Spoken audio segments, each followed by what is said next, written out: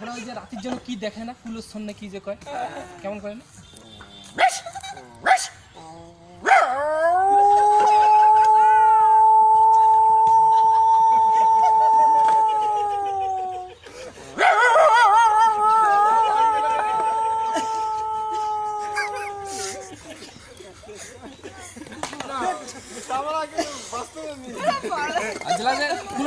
কোনোটা চুপচাপ করি কি হয় না